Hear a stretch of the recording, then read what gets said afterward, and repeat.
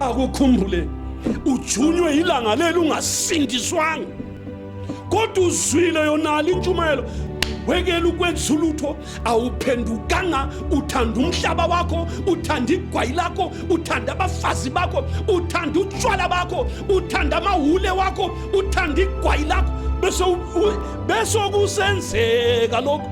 Anti la uzakhala so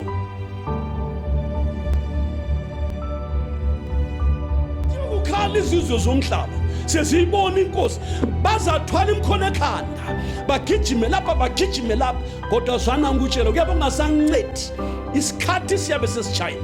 Nxa esizwa uJesu esesiza uyabe engase nguye msindisi, uyabe seyinkosi yamakhosi nombusi wababusi, uyabe ezothatha ibandla lakhe lapha kuphela.